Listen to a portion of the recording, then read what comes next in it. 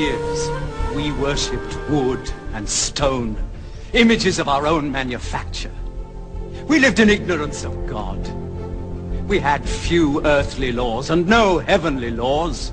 The rich neglect the poor, and the natural pity of man, whereby he lifts his brother up when he has fallen, is described by them as upsetting social order.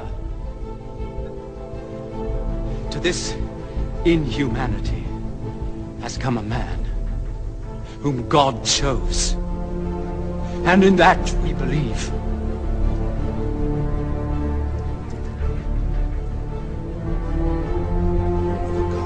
I beg you to collect yourself.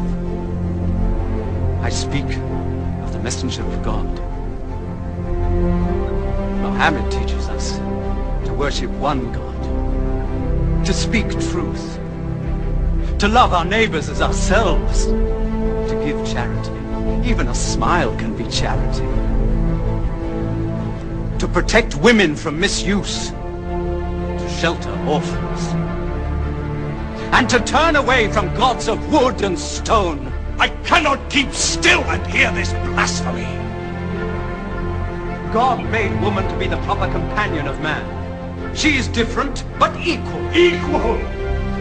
We buy them, feed them, clothe them, use them, discard them. Women equal to us? God has spoken to us before, through Abraham, Noah, Moses, and through Jesus Christ. Why should we be so surprised that God speaks to us now through Muhammad? Who taught you those names? They're named in the Quran. I knew Muhammad when he was an orphan minding sheep. And we knew Christ as a carpenter.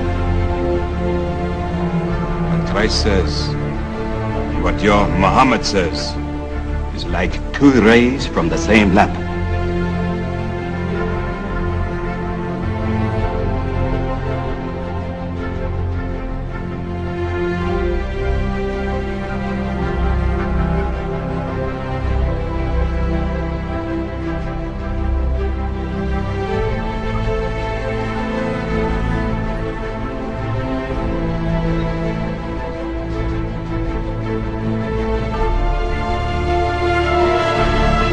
I became more than convinced that it was not the sword that won a place for Islam in those days in the scheme of life. It was the rigid simplicity, the utter self-effacement of the Prophet, the scrupulous regard for pledges, his intense devotion to his friends and followers, his intrepidity, his fearlessness, his absolute trust in God and in his own mission. Lamartine, the famous French historian, in his book The History of the Turks, said about Prophet Muhammad, "If greatness of purpose, smallness of means, and outstanding results are the three criteria of human genius, who could dare to compare any great man in modern history with Muhammad?" Muhammad teaches you a slave is equal to his master. Is Black Bilal, who I paid money for, equal to me? Yes. Muhammad says, before God, all men are as equal as the teeth of a comb. Bilal, teach this man the difference between a lord and make down a slave. Take that whip. Lash his face to teach his mouth a lesson.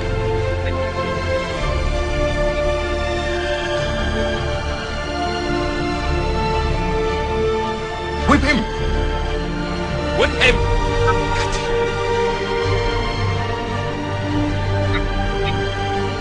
Whip him!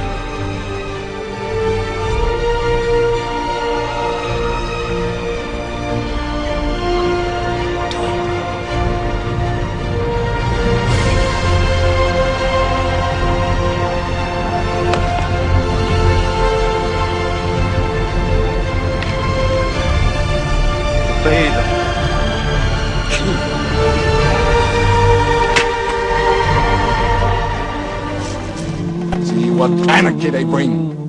They've even infected our slaves.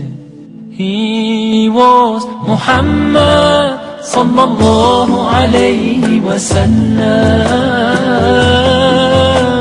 Muhammad, mercy upon mankind, teacher of all mankind. أبا القاسم يا حبيبي يا محمد، يا شفيعي يا محمد، خير خلق الله محمد. يا مصطفى يا إمام المرسلين، يا مصطفى يا شفيع العالمين، يا مصطفى يا إمام المرسلين، يا مصطفى يا شفيع العالمين. He taught us to be just and kind, and to feed the poor and hungry, help the wafer and the orphan child, and to not be cruel and miserly. His speech was soft and gentle, like a mother stroking her child. His mercy and compassion were most radiant when he smiled. He was Muhammad sallallahu alayhi wa sallam. Muhammad, mercy upon mankind.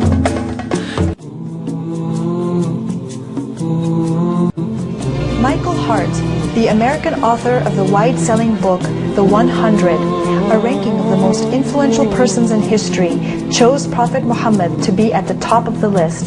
He said, My choice of Muhammad to lead the list of the world's most influential persons may surprise some readers and may be questioned by others.